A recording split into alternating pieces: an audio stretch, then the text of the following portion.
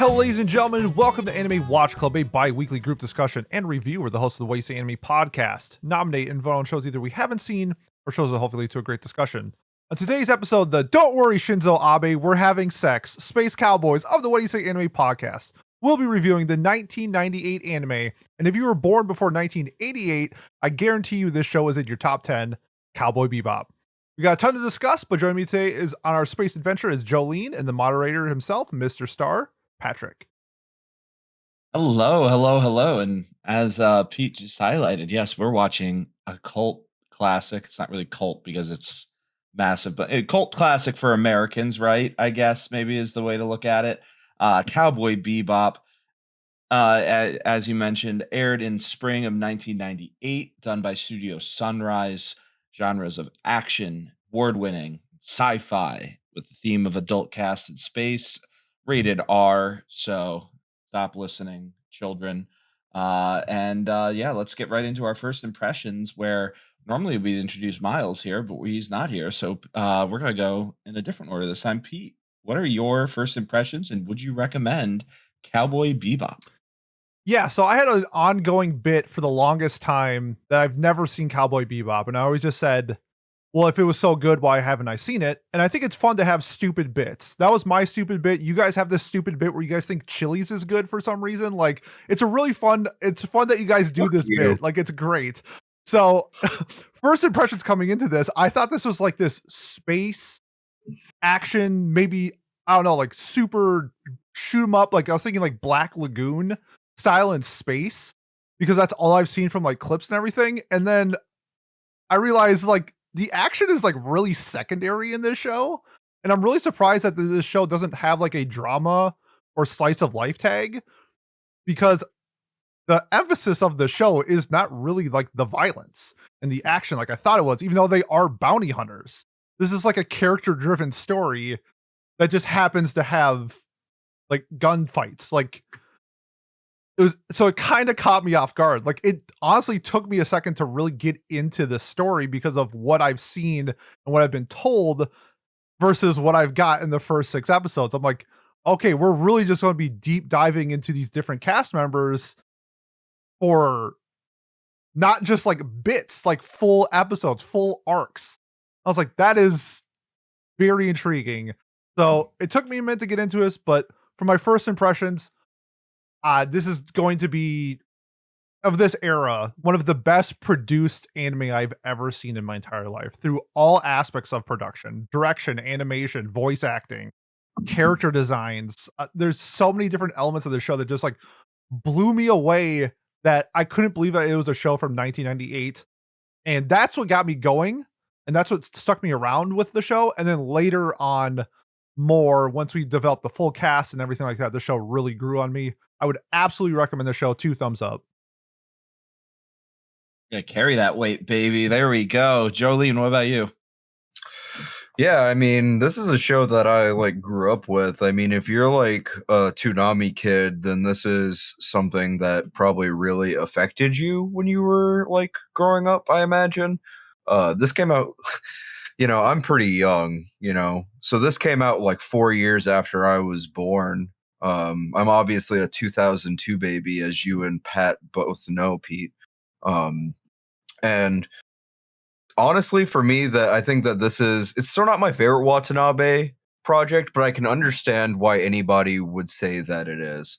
And I think that the first 3 episodes, like, they do an incredible job of just hooking you in. Really, the first episode, I think you'd be hard pressed to find somebody who wouldn't get something out of it. Like, the way that the music goes into it is perfect. I love that every episode is a different genre of music, and they incorporate that genre of music into whatever the major set piece of that episode is going to be. The setting is incredible, even if it makes no sense, since apparently it's the same word as Lazarus in Samurai Champloo. Makes no goddamn sense. The characters, amazing. We love Spike. We love Jet Black. Faye and Edward will be introduced later, and Ian as well, but they're all fantastic. The Bebop itself feels like a character at points. Like, I think that this show perfectly captures the space western vibe. A lot of people would say Firefly does it a bit better, but personally, I think that this is the perfect space western. And if you're somebody who is looking for great action, but also just great characterization as well, then what are you doing? Go watch this. This is a must-watch show for any anime fan, in my opinion, including you, Pete. So I'm glad that you finally watched it. Holy shit, it took long enough, right? Like that's how I feel too about it. Cause God, I love this show so much. I think the first time I watched it was in college. The show aired 3 days after I was born, by the way, for the first time. So that's pretty cool. Dating myself there a little bit, but this show is everything that you both have said so far is how I feel about this show. And there's so much little nitty gritty details that are put in, whether that's in the background or in in their characters' faces or their expressions or the things that they say. Which, by the way, the dub phenomenal as well. One of the first like good dubs from this era, I would say. It's better. Yeah, even the director says it's better than the sub, which is pretty damn cool. Oh man, I just can't wait to start talking about the details of this show. So I'm not going to waste any more time. This is A plus, 10 out of 10 recommend. I cannot recommend the show enough, and I completely agree too that the first episode it can suck anybody in. I feel like it has that little bit for anyone that likes anime. They should be able to like Cowboy Bebop, even if it's a little longer of a show than most, seasonals. That shouldn't matter. The episodes will fly by. But yeah, I guess that's three double thumbs up recommends for Cowboy Bebop from the cast that's here today. I think everybody else too likes it too. From my memory, I think Kat and Miles are both big fans. So let's get right into the review. So spoilers going forward. So yeah, without further ado, let's get right into it. What did we have a first talking point that you guys wanted to bring up? I mean, I guess I should do the plot summary that Miles normally does first. So Pete, you think of your first talking point while Sure. I give a quick synopsis. How about that? Because we're down some members today. All right. Crime is timeless. By the year 2071, humanity has expanded across the galaxy, filling the surface of other planets with settlements like those on Earth. But these new societies are plagued by murder, drug use, and theft. An intergalactic outlaws are hunted by a growing number of tough bounty hunters. The story follows Spike Spiegel and Jet Black as they pursue criminals throughout space just trying to make a living. Then the duo is joined by Faye Valentine, a con artist, an odd child, as described by the show, Edward the Fourth, and Ian, a biologically engineered Welsh corgi of some kind. And the story kind of just follows their shenanigans, a little episodic, especially at the start, while also then continuing to explore their backstories and how they ended up in the lines of work that they are. So, with that, Pete, what is your first talking point that you wanted to bring up? Let's talk about it. Yeah, I wanted to like bounce off both of you because coming into this, I was you guys both have seen this before, right? And then I coming into this, I have not seen it. So when I had my first impressions of it, it's through like, social media and videos and clips and people's discussions about this. It always seems like the emphasis is on like the action, the space adventure, the choreography of the fights and everything like that. But from my takeaway from this is like this is like a deep dive like character drama. So I was wondering, like, through your perspective, like, is there a reason why people don't like frame it this way? Is it like more alluring to tell people that it's like this like space cowboy western rather than like a because it has those elements, but I guess first let me ask you is like, do you think it's more of like a space western or like a character drama? And then I guess the next question would be like, why don't you think people like maybe describe it as such? I think a big thing is it's the fights happen, and especially like throughout that. It's not like if they stop at a certain point, but it does follow that Western vibe entirely. But I feel like a lot of people don't necessarily know the Western formula. I guess like a lot. Like how many people here have watched more than one Western film that's like classic? Okay, fair enough. I've All seen the right, Good, the maybe Bad, one the is Ugly trilogy. the one is a bad number, I guess. Fair enough. One franchise, Yeah. one franchise maybe, or a couple franchise, like, like I guess not to go too deep into it, but westerns were inspired. A lot of westerns were inspired by old samurai movies, and then a lot of old samurai movies were inspired by the West and like itself, and then also really really old western silent movies. So there's a little bit of a going back and forth there that happens, and I think that this show is a good example of like, what if a western took place in space. So but a lot of westerns do have more of a character focus, so they'll have their big action set piece, but then they'll also have like, who's this mysterious character, who's this coming into their lives, there's death, there's grief, there's debt. Debt is a big focus in this show, Yes, it and is. just trying to make a living, right? Trying to survive, which is a very Western code, and I guess ancient samurai time, Japanese coded feeling as well, is just trying to like find the money for your next meal, right? So I think that that's really where the show is. Or and then to more directly answer your question, I think it's easier to sell a shonen bro or just like your average person on, oh, look at this cool fight sequence, rather than, no, bro, these characters are so deep, like you just got, yeah, I mean, like it's hard to, and they are. No, that's not to say that they aren't, I because it know. is. I think the idea is like, you get Yeah. it. You would just, you would hope you would naturally get that, rather than having to be told that that's what the case For is, I sure. guess. What do you think, Jolene? I think, honestly, obviously, I'm not saying Pete is like wrong or anything, because like that's your objective truth. Like if you've heard that, then you've heard that.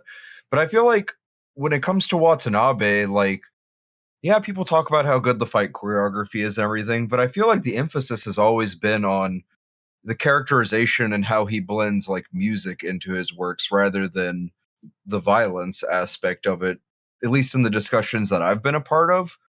I don't know, like, I don't know why, like, it's easier to sell people on animation because it is an animated medium, right? Like, people are more likely to watch something if it has insane Sakuga versus like if the characterization is great. That's like, not trying to shade Demon Slayer here, but a big part of why people watch it is because of hype moments in Sakuga, right? Yeah. Like they love to see the fucking million burst effects that Ufotable is going to put when Tanjiro does water breathing style ancient bidet technique or whatever. Like, I could use some of that. me too. Me fucking too, dude. I think that it is just easier to sell people on things that they can see rather than things they have to interpret per se, because not everybody besides for, blind people and people who with not great vision, has eyes that can like see this. It's easier to see when something is well animated versus like not everybody can grasp like the intricacies of something like Faye's character and why she has such an avoidant personality and like her childhood that we get into and like all that sort of thing. Like it's just, I mean, like even a character like Vicious, like the main villain, most of his character background is implied rather than shown. We don't really get any time with him to see like what his inner monologue is. We don't really learn about him apart from like how other characters react to him, but he's still a very well-written character. And but I think most people, whenever they, not most people, but anybody when they think of Vicious can think, damn, that guy does some cool ass sword tricks and can dodge bullets and stuff. Not everybody's gonna be like, oh, Titan fucked him up. He became an addict and like got in with the syndicate and feels betrayed by Spike and thinks that there's nothing, like, since Spike and Julia betrayed him, there's nothing left in this world worth saving. None of that is said. But what is shown is, damn, he can slash that katana real well. True. Got a sick ass bird. Yeah, exact shit. Shit, man. Like, It's just one of I those think things where, like, I feel like I would have picked up the show way sooner if I thought it was less Black Lagoon and more like Evangelion or something along those lines. if you didn't have the bit, more specifically, I feel like that's the the main bit's thing there, that but held like, you back. yeah, like I guess it would be more. I don't know, just like nobody, even in our Discord, like ever explained to me that it was anything more than what I thought it was surface level. So I don't know. It was. Can I ask you Yeah. something?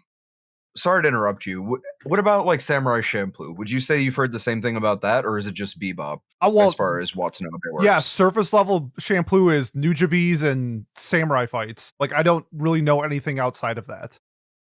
Okay, 'Cause I'm just gonna say I that's how think character-wise, it's even better than Bebop personally. So Oh, okay. watch it. Watch it next year when I nominate it. Okay. That's gonna be tough because I think Bebop's characterization is S Some tier. of the best Like ever. it's Yeah. like Mugen Solo. Sorry. Guess we'll have to wait and see. I get what you're saying though, Pete. Like I guess I didn't do a good enough job selling it, or I think it's been signed a few times during our Secret Santas and things, and I'm guessing you probably deafened to avoid listening I to people do, talk about yes. it. So that probably doesn't help either, because otherwise you probably, like you said, would have, other than for the bit, you would have been like, oh, there is so much going on in this show more than just kapow pow, Yeah. Yeah. you know, action karate sequence, whatever. Which I'm sure you've seen the clip on Twitter where he's fighting with the broomstick or Yeah. whatever. Or I love a woman that can kick my ass or Yeah. something like I love the kind of woman that can kick my ass. that. And that's not even in the show. That's in the movie, That's in right? the movie. It's in the movie. Yeah. So it's 'Cause I was like, waiting for that scene to happen. I'm like, it just never happened. I knew that was coming. I was waiting to see if That's one it's of a the great clips scene. I've seen 70 times. And I've never, especially even like the last scene where he goes bang or whatever. Like I've never seen the clip of like Vicious before that clip. It's always Spike. So it's like I've never seen like the context outside of like what's just being fed to me, which makes it seem why I understand why propaganda works now. Like if it's fed to me over and over again, like there's a good chance I'm gonna consume and think of it that way. So shout out to all the Bebop propagandists. You got me. Such a great show. I'm gonna keep saying that over and over again after every point. Well, I guess you watched Space Dandy first, actually. So Space Dandy was your first Watanabe. But Carol in and terms Tuesday. of things. Oh yeah. Okay. Well, you obviously like Carol and Tuesday, so you knew he was capable of like doing.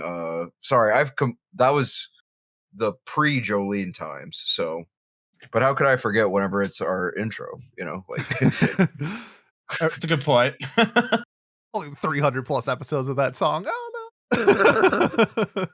Damn, I was really gonna start that by saying, I mean, Lazarus was your first Watanabe. Meanwhile, you've watched 2 series before Lazarus, and maybe even Terror in Residence. I have not like, seen Terror. It's bad, apparently. I don't recommend it. I haven't seen it either because everyone says it's bad. Okay. I have a targeted question. Does watching Bebop make you like Lazarus even a slightly more? No, Pete? Lazarus. Because It makes it worse because you see how Add good Cowboy Bebop. you can see how good you have when you have time and money and episode count that you could make something incredible. And Lazarus is like, it's like him shitting on himself, like straight up.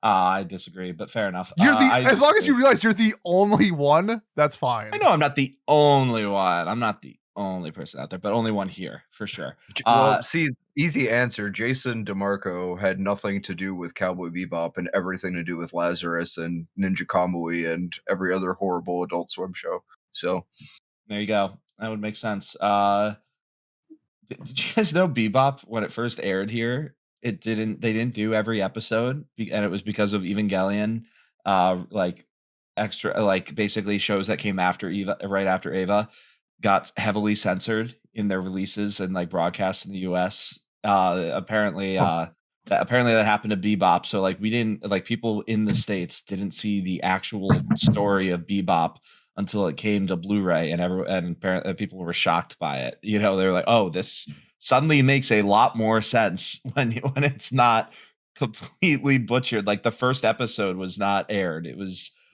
2, 3, 7 through 15. Apparently, like it's weird. That seems like a really That explains thing why I to didn't do. remember the first episode when I rewatched it for the first time. That's so There funny. you go. I love that first. I think that first episode we kind of hinted at already, but I think it does such a good job of establishing every character that's in the episode is immediately characterized extremely well. Spike is he's aloof, but also cunning. He's talented physically, and like in terms of like his fighting capabilities. Obviously, that's shown. But I also like that the two baddies, the literal baddie, by the way, the pregnant woman, and then the drug addict are. Thank you. I'm glad someone laughed at that, Jillian. Thank you. The two of them are immediately characterized about in their what they're looking for, their struggle, what they're trying to achieve by doing this, how they might have veered off of different paths. It's so beautiful. This first episode is so beautiful. Not to mention the music as well, setting the scene, the art establishing that we're in fucking space, like there's so much stuff that's so well done in that first episode, and then it's like, oh man, nothing can top that, and then the show just keeps going and going and being great. I don't know, does anything else stand out from that first episode to you guys? I mean, I think I'm in the minority where I thought episode 1 was just fine. Like a lot of the early episodes didn't hook me like at all. Like the first episode that hooked me was episode 8 with the Rocco episode. That's the first one that like really did something for me. I think episode 1 is a good job of setting the tone of what the show is going to be, but it wasn't something I was necessarily like looking for, because it's not really like that type of show isn't really what I actively like engage in and look for. So it didn't really hook me until later when we got some more like an emotional connection to some of the other characters. So, but I do think it is a good first episode. There's nothing wrong with it. It's more of just a personal like by preference versus what's actually on screen. Oh, the Rocco episode. What an episode. I like the idea that there's some sort of science involved in this too, like pseudoscience of like, oh well, actually Mercury, the atmosphere would have this effect on you, right? Like there's little things like that that help with the world building just a little bit, even if they are completely bullshit. And I'm glad Miles isn't here to probably shit on it. In some being like, oh well, Mercury would actually do this, and it's like, well, thank you, I have a Miles. telescope. I like the stars. Get his ass. I work for Big Pharma. Love you, Miles. So mean. Hope you feel better. Hope we see you next week. Yeah. Oh my god. Or actually, they will be injecting it intravenously instead of into the eye. Exactly. Can you imagine having to do that to your eye though? Like, holy moly. I would never. Oh, Never. No, thank you. No, thank you.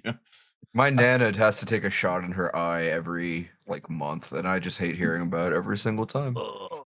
I would tell people not to. You're welcome, everybody else. It. Thank you.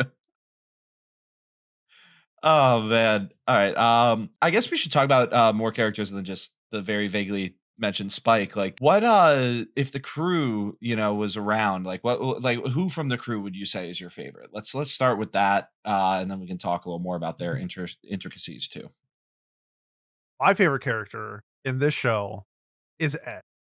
I think Ed kicks so much ass, and I think like because towards the end, I feel like everybody sort of got like their resolution and to what they were going for, and Ed's was so heartbreaking, but at the same time, like it made the most sense. And I don't know if we want to talk about like that exclusively, but what Ed added like an element of the comedic factor. While I do think Spike was funny in a sense, it was more of like a dry stoic humor. Like it would be like one-offs and stuff like that, where Ed is that energetic on cocaine type of character. But what just how Ed joined the team was essentially they didn't want Ed. Ed sort of like blackmailed them into joining the team. And then we get to the point where in the final episodes where Ed meets their biological father, and he doesn't know their name, their gender, like, and then as soon as a meteor strikes, completely forgets about Ed. And Ed is this whole time just trying to find a place where they belong. and never got the resolution to the point where, I mean, I think it's like a huge theme of the show is just letting go. Ed decides it's time for me to forge my own path and does that so with Ein. And sort of just that's like the first time that Ed just like wasn't relying on somebody else or relying on trying to get with other people. It was just Ed and their dog. Like that was it. And that character, what we got through the entire series was just I just love like the range of laughing and crying and being invested in characters that they can show all these emotions. And it makes you go back and think like, why was Ed behaving in this way? Was Ed behaving as like a coping mechanism, or is Ed actually like this wild child? And you could probably go in and digest that and try to like put like some psychological terms to Ed. And I like that in a character that they're that deep, but on the surface level, they just kind of seemed like the wild child. But they were so much deeper than that. And that's why Ed was my absolute favorite. Yeah, I mean, to nobody's surprise, because I am very gay. Faye is my favorite character. I mean, I've loved Fujiko Mine for a long time, and Faye is, I mean, she doesn't really do the disguise thing, but she's kind of Fujiko Mine in space, which perfect for me. You know, I hate gambling. Everybody knows that, but I would look aside for her. I would let her spend it all on the ponies or the puppies, whichever one she wanted. She could have it all. More than that, though, apart from me lusting after her, I think that she has a really interesting, like, way that she connects to the other characters because she is like Ed is obviously disconnected from the crew of the Bebop in the way that, you know, Spacey Child, whereas Faye has kind of had her character arc from before that we get a little bit of a chance to see with her backstory episodes. But she's an adult meeting other adults and having to like learn to live with them to make this work because of the situation that she's going through, and when obviously she doesn't really want to do that sort of thing. I think that her avoidant personality has a lot of really interesting psychology behind it. Whenever you like get to her backstory episode with the one guy whose name I forgot, who ends up becoming like fat to hide and everything, I thought that was really interesting. Really, I just think that like the fact that she's such an avoidant character, but extremely offended whenever they like leave her behind to go do other stuff because she dips, is like she's somebody that wants people to like chase after her, but she's also somebody that's running away from people who are chasing after her for other reasons. Like she wants somebody to chase after her for like a positive reason that's not I owe you money. She wants somebody to chase after her because like I care about you, you know, you're my friend, I love you, that sort of thing. So I think that the dichotomy of her character as someone who's on the run but still craves like a certain person chasing after her is very interesting and very well done. It's the leftovers too from her past, because she's essentially lived two lives, right? When you think about it, like not that she lived a full life on Earth before the Moongate accident or whatever it was called, a Warp Gate. That's what they were, Yeah, right? Wargate. Warp Gate accident that like destroyed the moon, which is such a cool lore thing, too. By the way, not to sidetrack, but man, that's so sick. Like at first you're like, what is that? And then they actually write it into the show. I think it's very interesting how, like you said, her problems do follow her from her previous life where she struggled with friends or was struggling to, figure out who she was. And now she doesn't know at all who she is, other than the fact that she's in debt and she has to try to figure that out. And then when she does figure it out, she's kind of like, I don't love this. I don't love this. I'm gonna be myself, and I'm gonna, like you said, keep running and hope that my friends chase me, or hope that people in my life that I care about chase me, which I thought was really cool. The idea too of like waking up, seeing like a 75-year-old woman that's like your sister or whatever, it's a niece, something, whatever. Like the idea that she essentially time traveled, right? Yep. Like for lack of better phrasing, that's pretty crazy to think about too. And it definitely makes some of her decisions and her mentality in the earlier episodes where you might be sitting there like, oh my god, this this dumb character. Like, what are you doing? Why are you doing these things? Make a lot more sense in hindsight. Once you do uncover all those things. For me, I don't know if I could ever pick between the cast. I love them all pretty much equally. So I think Spike and Jet, just because those are the two we didn't talk about. I love their friendship. I love how that they look out for each other, how they are both constantly needling each other about their past, trying to eke out a little more info from each other, trying to make each other better, but also trying to maybe get some dirt so that they can leverage it the next time they get into an argument. And I think their backstories are so cool. I think Jets is technically more fleshed out in terms of the like you see the whole thing rather or most of it rather than Spike's is a little bit more vague. But it's both of their backstories are so interesting, and there's so many different ways that you could interpret things that happen on the screens to both of them as well. Uh I don't know. I love and then again, like the way that they interact with the other cast members, like the way that Jet treats Faye, it makes a lot of sense with his backstory, and by that same token, the same way that Spike treats her is very different, but also it still makes a lot of sense with his backstory as well. I think the interconnectedness of their all of their lives and their pasts, maybe not literally interconnected, but the way that they mesh is something that really makes Bebop stand out.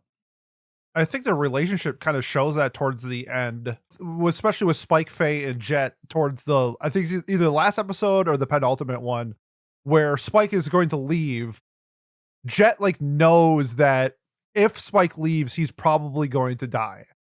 But like he's at the point where it's like you like it was like so Jet's like, okay, if this is your decision, I'm not going to stop you. You're an adult. You can do that. And then Faye tries to stop him by putting a gun to his head.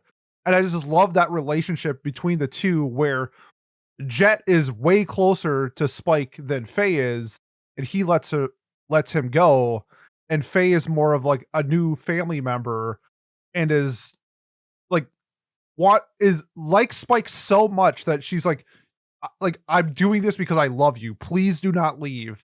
And then like just like the desk pop at the end where she like sort of like admits defeat, like fuck, like I'm losing you. Like I don't know, man. Like that scene was so powerful. And it's just like when you in the just like going from like episode was it like 3 or 4 when they meet for the first time to where they are at the end of the season is such a just how it interweaves throughout the episodes was just so well done.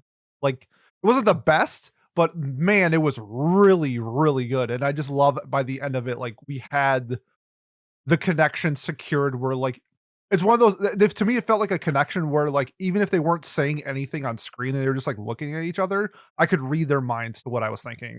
And that's a props to the character writing and the dialogue of the show. Agreed. Wholeheartedly agree. Yeah. That last episode. Oh, god damn it. Oh, so good. Oh, it's so good. I'm sorry, I can't stop myself. It's so like the music, the haunting music that calls back to I think whatever episode is 8, 9, whenever Vicious is first introduced. God damn it, man! This show so cool. Well, we kind of have hinted at it already with a couple of the backstories we talked about with the characters, but there's definitely a theme in Cowboy Bebop of letting go or moving on, like learning when you got to know when to hold them, know when to fold them, or know when to walk away, right? And this show does it quite a bit. What would you say is your favorite moment, or I guess you already talked about it, Pete, with Ed more specifically, like in what decision that they make. But what are some other moments that really stood out to you guys in terms of letting go or moving on, or how the show use that theme and that motif a little differently from other shows, maybe? Yeah, so I think the show does a great job. It's sort of I think it would be wrong if all 4 of them had like super heavy like conclusions to their stories of moving on. Like, I thought Jet's was surface level. It was easy to understand. It wasn't too complex, and I think that's necessary because I think somebody like Faye, where you're spanning multiple generations of different types of trauma, that's more complex. And so I did like how they sort of structured that. And then Spike's, I think, and this is gonna be a complaint that I'll have later, but with it, but I don't think Spike's. I think Phase is like the best. Like I think like if I was being like objectively, just Ed stuck more to me. But I kind of like that range of everybody getting the conclusion that they were looking for, or maybe not even looking for, but each character got a conclusion, and that it wasn't all like 10 out of 10 emotional trauma moments. Like it was spanned out because not everybody has the same trauma that they're or whatever that they're going through, and I like that. That's how it was shown in the show. What about you, Jolene? That is a really tough question. I don't want to just like, I mean, honestly, I would probably say mostly the same thing Pete said because Faye is like definitely my favorite character overall. So I don't want to harp too much on that. But I feel like with the sort of like episodic nature of the show, the characters that we were introduced to in every episode were also really well developed despite getting a much shorter time with them. For instance, the episode, I think it's episode 7, I want to say, Heavy Metal Queen, with like I forget what her name is, but her husband was the great bounty hunter and she's like a space trucker. Just the characterization of her and like how, she's like, they don't give away that she's the wife. Like you just expect, she's obviously like a very masculine sort of butch woman. So you expect that she's probably going to be like the dude or whatever. But the characterization of just like her and how she wants to carry on her husband's legacy is so well done. I mean, we talked about Rocco. Like Rocco is somebody who seems annoying as shit when you first meet him, but like over the episode just grows on you to where like I actually like shed a couple tears at the end of that episode because I had forgotten how much it like choked me up when I first saw it. And I think that there's just like endless examples of that. And more or less, in more or less all of Watanabe's work too. And I think that like, I'm going to go ahead and shit on Lazarus once again. I think that is something that Lazarus was solely missing actually, was because they expanded the cast of like we have like 4 members of the Bebop, right? Like 3.5 if you think about it, because Ed is not doing like the bounty hunter stuff so much. Ed is very self-contained. How many did we even have in Lazarus? Like 6 or something like that, and maybe 2 of them mattered at all, basically. Yeah. And then we just didn't. We had to spend all this time doing useless backstory. I'm sorry, I'm complaining about Lazarus again. I know it's not the Lazarus episode, but we spent all this time and we didn't get any interesting side characters. Watanabe is at his best doing stuff like Cowboy Bebop, Samurai Champloo, where it's episodic and you're meeting interesting characters and going on a journey. It's always been about the journey rather than the destination in his works. And I think that is like watching Bebop crystallized that for me, that is like my main issue with Lazarus, is that because of the deadline that is set with the stakes, you do not have time to enjoy the journey there. And the best episodes of Lazarus for me were the ones that were about enjoying the journey, like whenever they're all fucking around on the ocean, checking out these places destroyed by climate change. Like, I would watch another 12 to 24 episodes of Bebop of them just fucking around in space doing stuff. I honestly do not, like, give me a little bit of character development. I don't need super heavy backstory. But, like, I would just watch Jet and Faye, like, fuck around in space at the end of the day. Add a new person, too. Yeah, so I would say that that's my answer. Sorry if that was kind of long-winded, but the gears started moving as I started speaking. The Holy Spirit overtook me, and I couldn't hold my witness. I noticed you say Faye and Jet, but you didn't mention Spike, but Spike would be with them too. So, like going forward in those future episodes. I'm pretty sure he's dead as fuck. So. No, well, we'll talk about that later then. Let's have fun with that conversation because that's one of my favorite things. I always Yeah, ask for people sure. after watching it. I was like, I think you but- can make the argument, but I think it's wrong. Watanabe, like, not to. I'll talk about it when we get there. Yeah. I'll talk about. I was gonna say, yeah, no. Let me go quick because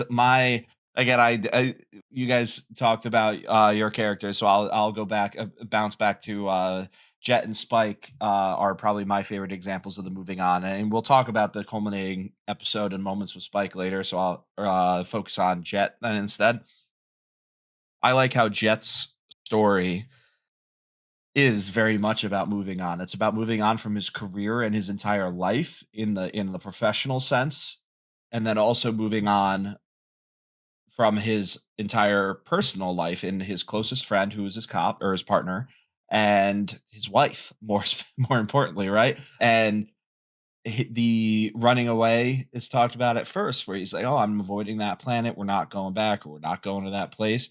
And then once he finally does do it, he's able to get that salvation, so to speak, and able to move on. And I appreciate that it wasn't necessarily anger by the end of it. I appreciate that he was able to move on, and and it also showed that they're maybe both a little better off because of it in the long run. And the scars are still there, both in the literal sense with Jet, and then the emotional sense too. But it's I don't know, it's cool to see his development from his backstory as well, where he opens up a little bit more with the Bebop cast after that episode, and continues to. And I also love his little bonsai tree. Like, that's such a fun little hobby. I wanted to get one in college because I saw those and I was like, that seems like a fun little hobby to have. And no, it isn't. You see how much they cost?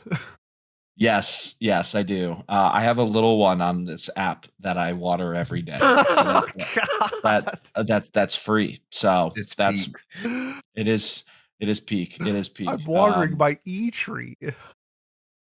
But my E-tree's name, because you can name it, of course, is actually Jet Miyagi, because Ashley insisted on the Karate Kid, Mr. Miyagi, and I was like, "But what about Jet Black?" And we were like, "Fine, we'll give it the name Jet Miyagi." So that's my tree. That's E. Um, Nice. and its story. But yeah, sorry, that's a great way to end talking about letting go and moving on, I guess. But yeah, I think we all touched on it, and then the entire show is all about that too. Like Jolie, I think you mentioned it with the side characters too. A lot of these stories are about moving on from either their past lovers, their past family members, jobs, livelihoods, anything along those lines. And of course, like, they're hunting bounty. Like, the people that are being hunted are murderers or thieves or whatever sort of criminal you'd want to say. Like, they're all trying to move on and not be that anymore, right? Or find a way out. And I think they do a good job of showing that there is no way out, right? Like, it's always going to be there. You're always going to carry that weight. And God damn it, I love this show. No, it's so good. It's so good. It's so good.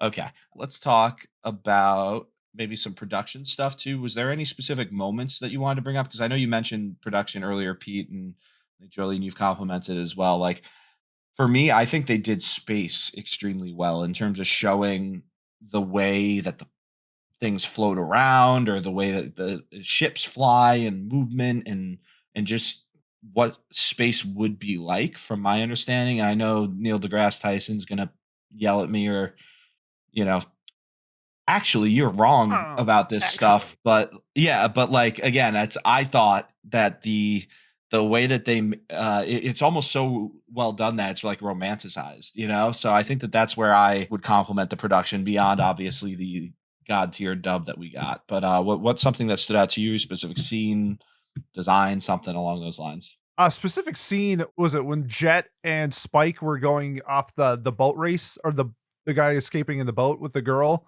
When they mix sort of the space elements, like the ships, inside of like urban settings, Yes. inside of like the city, I think that's where it shined. I think, and if we're gonna bring up Lazarus, one thing Lazarus did really well was sort of like showcasing and animating the urban settings, and I really enjoyed what we got from Cowboy Bebop. But it was to the level of like, I compared it to like Akira, where you have like normal city settings, but like they go above and beyond with like the shadowing of the characters and the movements, where you see the spaceship going by and you see the shadows moving with the light, like as it's going through like a street light, and it's panning, and it's like, oh, it's not just a blank still. It's changing with the movement, and just seeing the level of that over and over and over again in the show, where it's like you didn't have to do that and it would have been the same show, but because you did, it's elevated so much more. And it was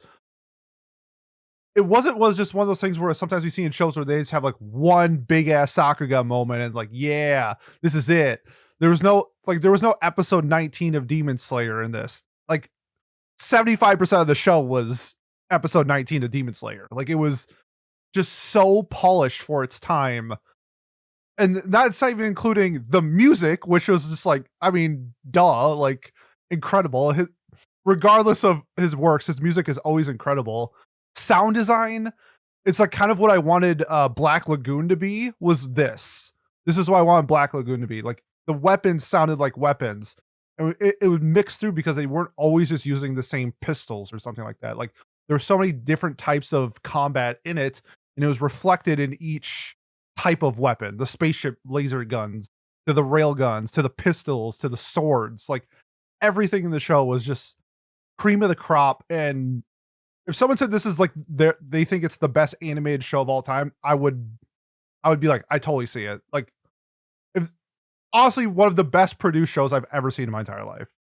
Even Faye's boobs, right? I mean, like they're right. Like I'm not gonna touch on that, but go for it. You could have let me say it, Pat. You could have let me say it. It's okay. I'm sorry. I didn't mean to cuck you there. But, stole my thunder. I was going to talk about that in mine. So please do that, and please do, because I only said 2 words. You can take the.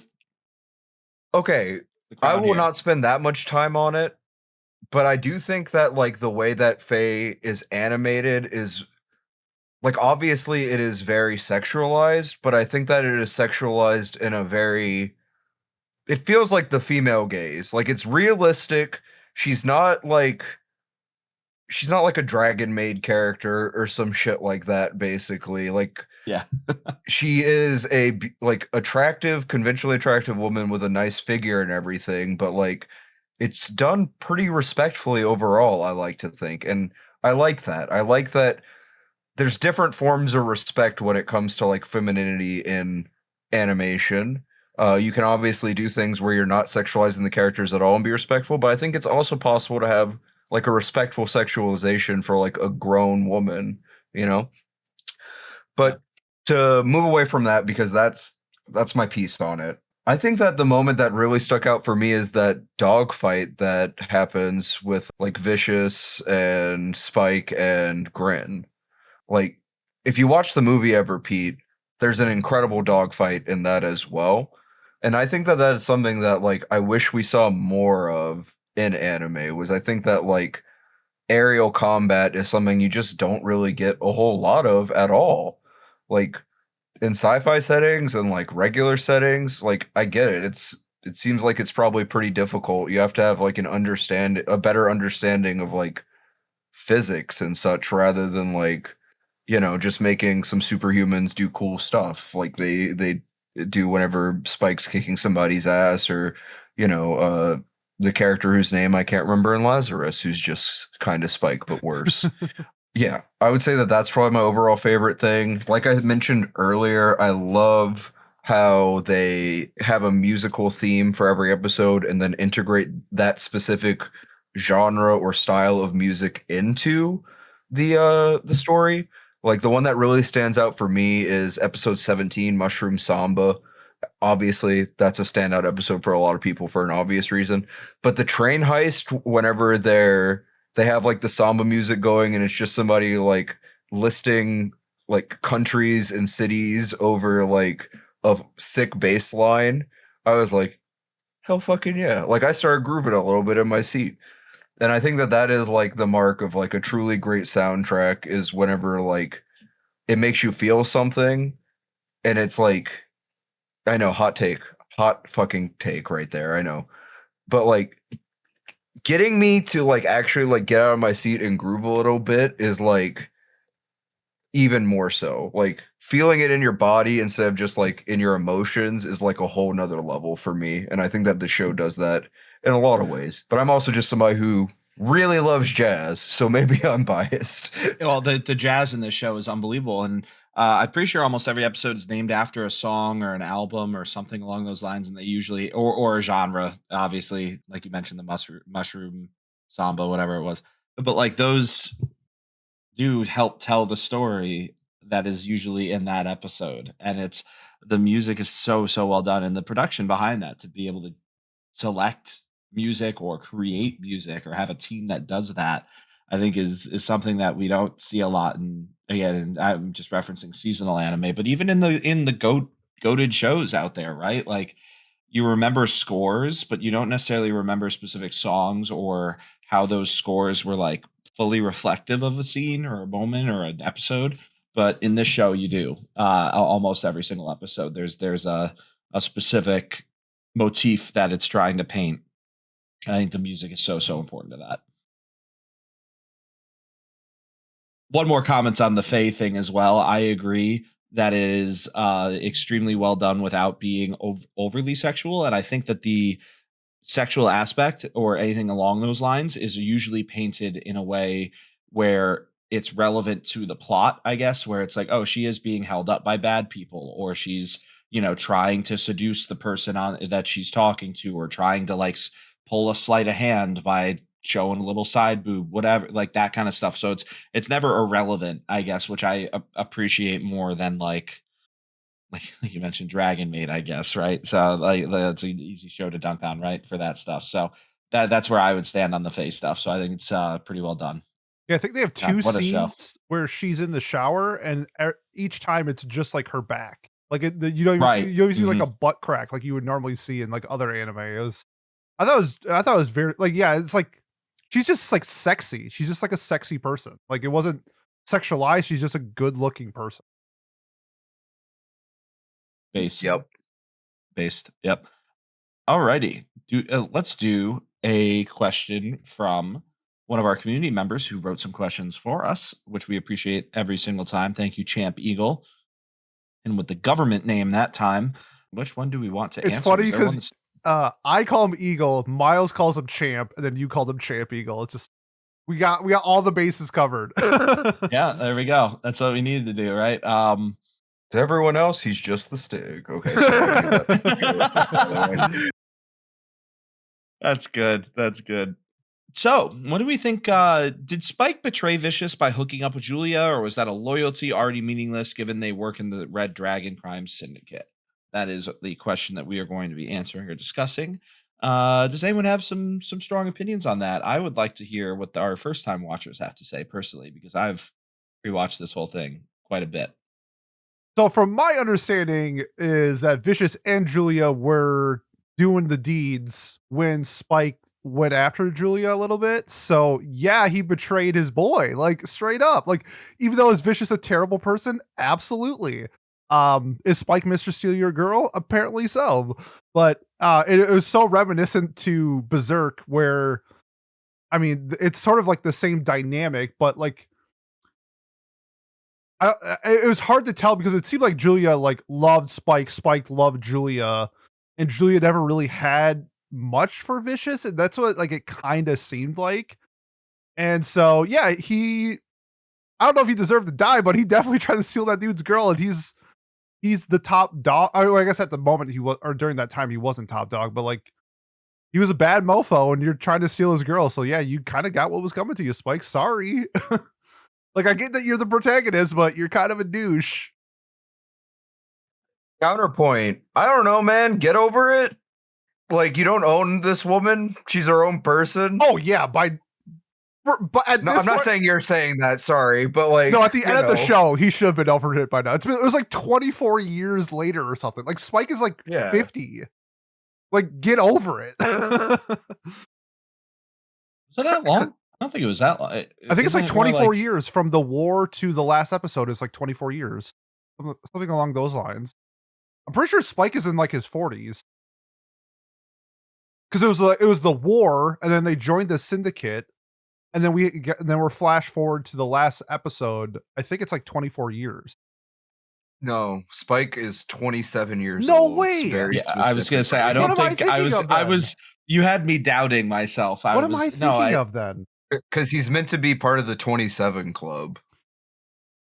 I swear it was way more time has passed. Okay, that changes a lot then. Yeah, no, not a lot of time has passed. So Maybe like, that's how long Faye was crying, like he frozen or Yes, something. Yes, something yes. like Faye, that. Faye was frozen for 50 years. Okay, Yes, maybe that's which is I don't why know she why I has got that that debt. mixed up then. Okay, No worries. There's a lot going on. he can still hold a grudge. I retract my statement. Well, I mean, the grudge makes sense, but also like Spike and Julia both wanting to run away makes sense because it's implied that it's like right when he starts using and starts trying to like gain that advantage to climb the ladder. And Spike's sitting there like, you know what, this crime shit, it ain't for me. Well, or this specific brand of crime, we're killing kids or we're doing like all these awful things. This isn't for me. I don't want to do this anymore. Julia, let's run away together, because, well, obviously he liked her, but also could tell that she wasn't vibing with what was going on either. I think is the vibe that I got from them. The love triangle is not something I expected the first time I watched this myself. So I guess, yeah, to answer the question more directly, I guess he technically betrayed him, but I would say that Vicious is not trustworthy or deserving of Like, like I don't know. know. Like, I do agree that, yeah, I guess technically, if you're the type of person who cares about that sort of shit, like, then yeah, it's betrayal. I personally don't care. There is literally nothing a partner could do to me that I would call cheating. So I don't care at all. But obviously, that wasn't like a real thing that was seen as like a mainstream opinion at the time. So the way it's framed in the show is sort of meant to be a betrayal. But I also like. Vicious was like a dangerous addict who was obviously getting Julia into some shit that would eventually get her killed. He like pulls a gun on her at one point and shit and like threatens her. Like once you start doing that shit and fucking around, like all bets are off, man. Like cheating is really where you're gonna not you guys, sorry, but cheating is where some people will draw the line when it's a dude that is literally going to eventually kill this woman. Like, Yeah, like literally beating her or like doing things that's like, oh, what we don't. But cheating is not allowed. But the rest of it is like there are so some ridiculous. people who have an obsession with infidelity being like the worst thing a human being can do.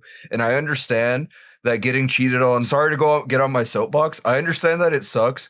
But like genuinely, if you think that what Julie and Spike did is worse than the shit Vicious was doing, please seek therapy before you get into a relationship. I beg of you, because even if you're not somebody like me who's all like liberated or what have you, like it's wrong. It's just like I'll bet like once you start threatening somebody's life and like potentially getting them into some shit that can get them killed, all bets are off, in my opinion, even if you're just like a normal person.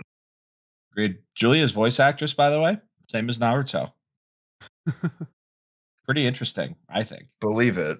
Believe it, baby. I've got to listen to that next time I watch the dub. That's Also the principal from Lab Rats for all you Disney Channel kids. oh hell yeah! There we go. That's a good pull. Nice.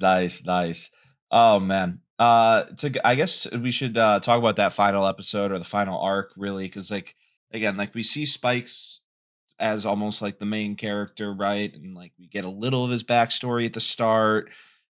He almost dies, and then they kind of do shenanigans for 15 episodes, and then it comes back. My first question, I guess, would be like a lot of people complain about that, or that's usually one of the main complaints you'll see about the show is the fact that we don't see more of Spike's backstory, or we don't get more details on it, or that it ignores it for most of the show, which I disagree with. But I'm curious about your guys' perspective on that. Like, is that or before we go into what literally happened? I guess is there. What are your thoughts on that? Yeah, I'm in the camp that I do wish that because I do think that there's something that you can take away from like I'm gonna put this in quotation, the filler episodes. Like I think each episode sort of has a meaning and a message to take away from it, but I don't think every episode where that message actually applies to the plot. So there would be some episodes that I would remove that I could maybe get some more backstory on Spike, just because I think that some of the other characters got the appropriate amount, and I don't think Spike was one of them. I think Spike had just had like one more episode devoted to him. I think it would have helped a lot.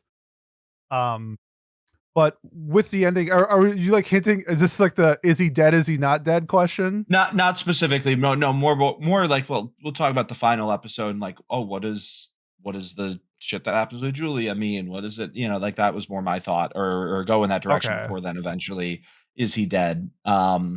Because I think there's a lot going on in that final episode that touches a lot of different themes we've talked about so far. Yeah, there's a lot to like just decompose from that last episode, but in terms of man. God, where do I go with Spike?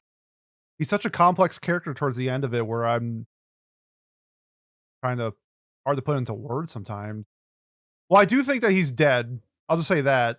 I don't think he's alive. I think the only reason why the only thing there's two reasons why I think he would be alive was one was he faked his death before. He could somehow fake his death this time. I don't know. Like he knew that Vicious was going to slash him with a sword. Spike shenanigans. Also, that was a Jet cooked his last meal and he never ate it. So that could be a wink that he's not actually dead. Like he never had his last meal. Now I lost the question. What was the question again? Sorry. Well, you kind of moved on to what the next question would have been. Sorry. No. The more question was just like, what do we think? Are you of the opinion basically that the show with Spike being the main character, how do you feel about how much of his backstory we got? Yeah, Like, because yeah. it does it kind of sporadically. Like, do you agree with that? Like, as a criticism of the show or not? Sure. And you kind of answered that you do. You wish there was one more episode. I would say, think if you had like a really good sandwich and the bread is amazing, but like the toppings inside are like a day old. That's what it felt like. I kind of wish that we had a little bit better meat in the middle. That way it would complete my sandwich. Okay. And that extra meat would be more Spike content. Okay. My extra meat, sorry. The phrase extra meat got me. But my extra meat would be take one episode out, I don't care which one, and give me an episode where Ein goes on a little adventure. Oh, yeah. Our Adventure Part 3. Let us get a voice, like Ein's thoughts voiced or something, and like nobody can understand it, obviously, but it's like Ein's thoughts, and let Ein go on an adventure, or keep it silent and just have music the whole time. Like I think that would also go crazy. I think that an Ein POV episode would have been amazing, basically. Like what Apocalypse Hotel did in episode 11, where it's like 15 minutes of silence and just music. Yes, literally something like that. That would be sick. That would be so sick. There's a lot more you could do with this show, which is, I think, speaks to the volume of the characters that are in it and like the world building, right, of it. That you could, even with potentially the main lead dead and the group scattered, you could still do more with it, right? And people want more with it. I would say that I understand that criticism. I guess to answer my own question here, I understand where that criticism comes from, because I just want more, like objectively, right? Like what you're saying, I just want more of the show, but I also think that it is very intentional by the director to have it be so vague and have it be so much that you have to learn from paying attention to the other stories or how they react to the other stories and the people in their lives. And in this case, more specifically, Spike. Like I think that is very, very much intentional. In the same way that, oh, well, this is a perfect tie-in. I'm so good at this. The end of episode 24 or 26, whatever it was, is incredibly vague and intentionally open-ended as to whether did he live, did he not? It's a very Western thing to do as well. To be clear, too, it's like half of those movies end with like a hand coming up, not literally coming up from the grave, but like someone's hand twitching or a person riding off into the sunset. What's going to happen to them? Who knows? Like all that stuff. So I think there's a lot going on there with Spike at the end, but I can understand why people wish we got more of it, or got it more clearly outlined, especially as someone who hates open-ended endings most of the time. Yeah, Watanabe has been on record as say, like, as I mean, this was from like 2007, so his opinion could have changed. Or maybe it was 2017. I don't know. It's basically the same year. He said that he doesn't himself doesn't know if Spike is alive or dead or not, which I think is like the interpretation is meant to be like maybe he's going to want to do something in the future with it and we get more content out of it, so he wants to keep it a bit open-ended. But I think that there's arguments for both, Yeah. honestly. I think that like my main argument for is that we see like the Star Guardian like go out at the end, like the star fade away. But that could also mean Vicious because we never see Vicious's body. So honestly, I think that he's probably dead because I don't see how he could get out of that situation, like facing down the rest of the syndicate. But like it's also Spike Spiegel, so he can do whatever the fuck he wants given, you know, basically anything. So I don't know.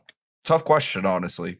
Because I feel like it could go two ways. I think like the romantic side of the story of Spike dying makes sense, but I could also see, because Spike wiped out like a ton of the syndicate getting to Vicious, where if we're just playing like maybe it's not like the top people that are left. If Faye just like flew in and on her spaceship and gunned people down, I can see maybe Faye saving Spike in a sense, but I'm really happy with how the story ends because it's sort of, to me, with Spike's eye, he can see the present and he can see the past at all points. Like he can never escape that sort of nightmare.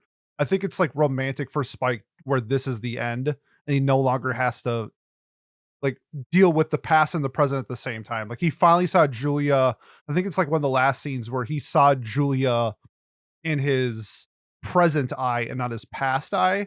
And I think that's sort of supposed to like represent that he's like seeing her in the light now and that he's able to move forward. That's how I interpreted it. I think there's a little bit to do with too the song choices and the music that is played during this. Yeah, it wasn't Ba with The the Ba or songs, something. Or it's just like, oh, yeah, Spike's coming back for sure. yeah. No, but there is a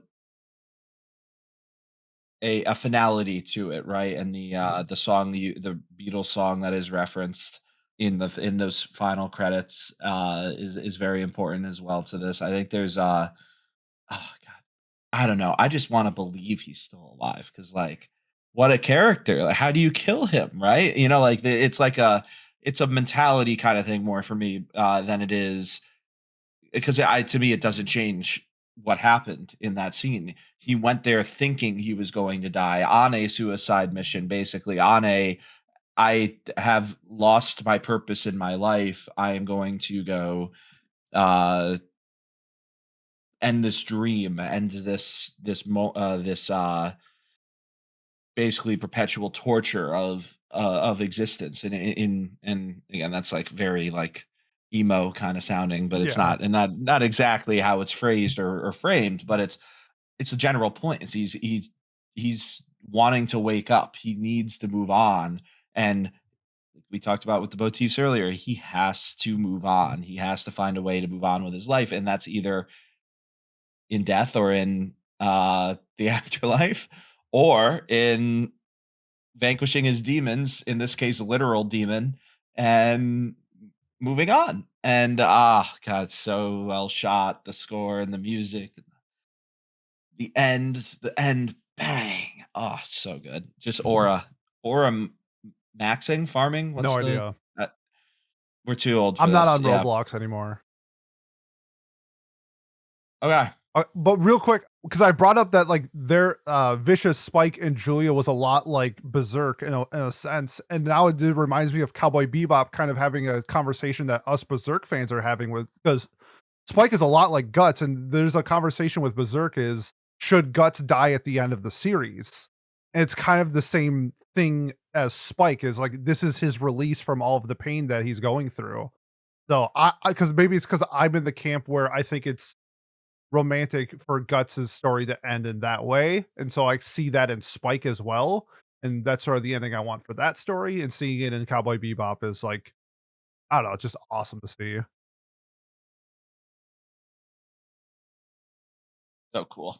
I love good shit, you know? Yeah, it was a Like good show. good shows. And Good yet you shows like make it. Lazarus. I liked again, I think I get why people didn't like it, but I also think it got dunked on, and we live in a world where you get memed on, there's no coming back. So, Got you him. know, I don't know. I thought that it was a perfectly fine show is where I'm at too. I'm not sitting here saying Yo, it's watch our anything. Lazarus review. If you want to see our thoughts on Yeah. that. Yeah. 7 out of 10. Whatever I gave it. I didn't give it a 7, did I? Probably Okay. did. You probably did. We'll find out in the Lazarus review, where I gave it a 9, which is the same score I gave. Oh my god, dude. Please. Well, you know what it was? I had so much fun with it. I am gonna bring it down to an 8. But the reason why in that moment was how much fun I had watching the show, that I like came into it shocked that everyone hated it so much. Where like I don't think I gave it that out of spite. It might have stayed there out of spite because you validly had complaints about the show. I'll bring it down to an 8. You worked so hard to convince me to do that. So there we go. Do we have any final thoughts on Bebop before we do our own closing thoughts, I suppose? Or is there a discussion point we wanted to get to? Or I don't No, know. I'm I good feel for pretty final good. thoughts. Oh, I mean, I'm actually kind of curious, sorry, about the question other question Champ had asked, where if we were on the Bebop, which role do you think you would fulfill? Because Yes, that's just a forgot about fun that one one. that has nothing to do with the plot. I just think it's an interesting bit for our fans to know a little bit more about us. We usually ask this question too about other stuff, so that's a good point. I totally missed that one. So yeah, I guess I don't know what I would be. Pilot maybe. I'm really good at driving, and so yeah, maybe pilot of the Bebop. I don't think they need a talent manager or an agent, really. Maybe manage their bounties, accountant work. I don't know. I was Will that, thinking or would something Pete like do that that? too. Yeah, Pete would probably do that. I was thinking like He's logistics slash like risk assessment, like the amount of money for how yeah. dangerous the job is type of thing. And like I could plug it into an Excel and get you some numbers or something like that. That would be me. Your risk probability Yeah, risk analysis, whatever probability. the Yeah. like whatever underwriters do for a living. Yep. Yeah, that stuff. There you go. Jolene, what about you? What would you do? Oh, I think I would be a bounty that they took for having too much space debt. Oh, nice. I'd be like Faye, but without the skills and ability to pilot a ship and some other things. That's so mean to yourself. Come on. What would you actually do? Come on. Give yourself Oh, something. okay. I'll give myself something. I think if it were like an idealized version of myself, I would want to be like not necessarily like I wouldn't want to be a bounty hunter for like people. I would want to like retrieve objects like when they went to get like the Betamax player and stuff. I think that like Yeah. a treasure hunter more than a bounty hunter would be more interesting for me personally Oh, yeah. because I don't really want to kill somebody, but like going onto Earth and like diving into the fucking like ruins and stuff, I think would be really interesting because I am somebody who really enjoys like diving and stuff like that already. So That's a great answer. The Nicolas And Earth Cage too. arc. Yeah. There you go. Truly. The What bounty happened is to we Earth have is to so steal the sick. Declaration of Independence. It's sunk underneath the ground after a meteor struck it. Earth is ruined old, too. Like how old sick is President that? Trump, Oh. old President Trump was buried with it. Oh. Actually, Pete. He held on to it like Don't- a Egyptian sarcophagus or something like that. Yeah, he used it for toilet paper and then immediately died. If we can finally move on from the fucking first amendments, then I'm fine with that personally. Yeah. But you know, Yeah, fuck if- freedom of speech. yeah, that's the one. That's the one I'm talking about here. All right, yeah, let's do our closing thoughts and our final scores for Bebop. The math's gonna be real easy on this one because it's just gonna be 10 plus 10 plus 10. I know. You but, said you gave it a 9. You already I know. said that. I know. That was the joke. Thank you, Pete. Was it? Yes, I am totally going to give it a 10 this time around. No, I'm not. Why is my calculator not open? Why am I opening a calculator? I can do basic math. Pete, Can you? what is your I like to think so. I majored in math in college at one point. What is your final thoughts and your final score? I mean, just quick shout to Tank, one of the most iconic OPs of all time. I will say I skipped it every time because I've heard it like 4,000 times. So Yeah. don't shoot me. Like the song's good, but I didn't need to hear it again. Dub was great. It's pretty much what I expected. I honestly don't think it was like one of the best dubs of all time, but it was really damn good.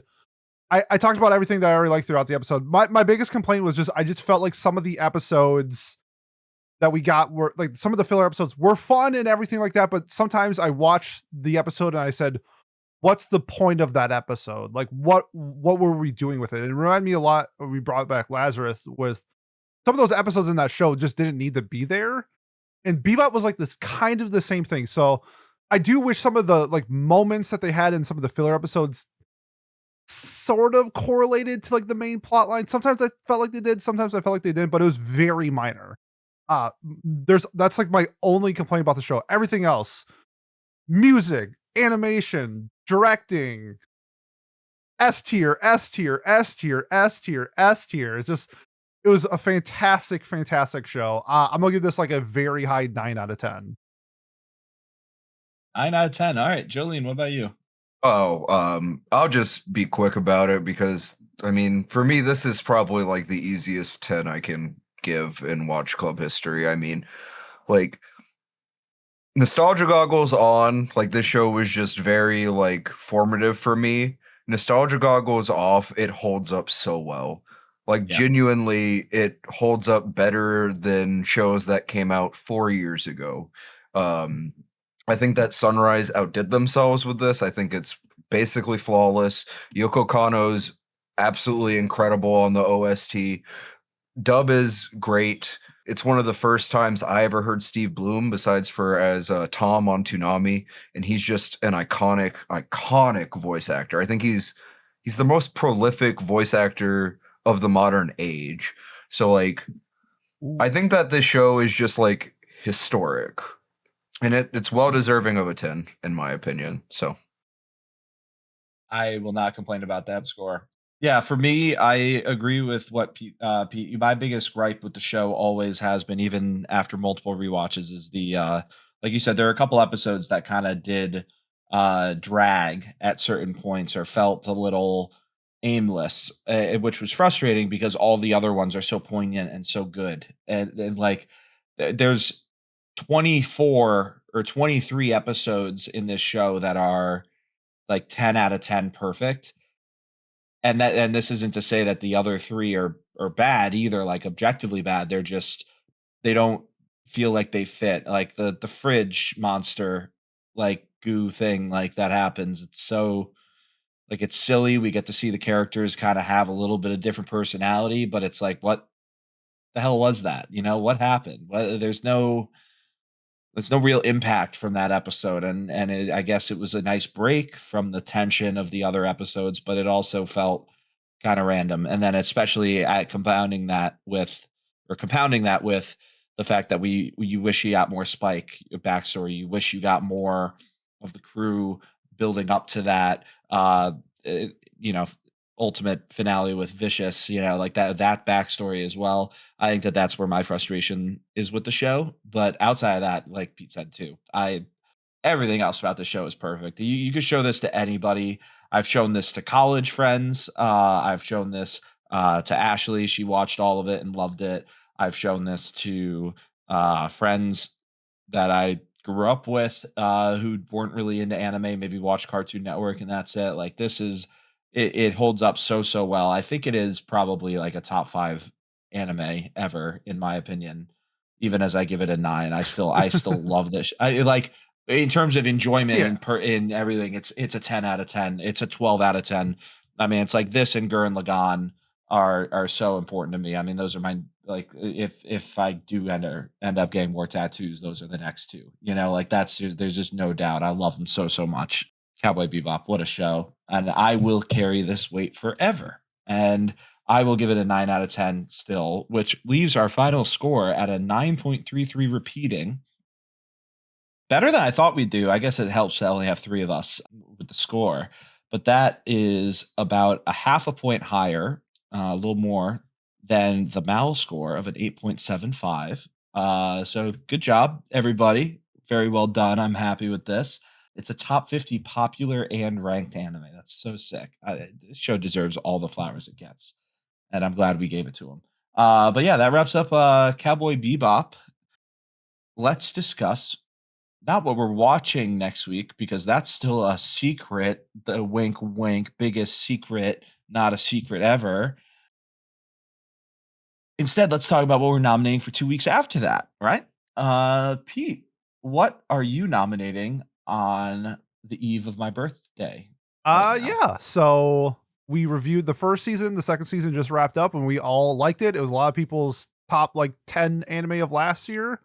So why not? Let's discuss the sequel. I'm nominating Medalist season 2. Yes, and it'll finally be time where we can air it or watch it. Yes, Let's it is go. done. I love that. Great choice. Great choice. Jolene, what about you? This is just easy for me since there's only 3 of us here. I'm nominating Interspecies Reviewers, baby. Motherfucker. I guess it's getting a legacy point.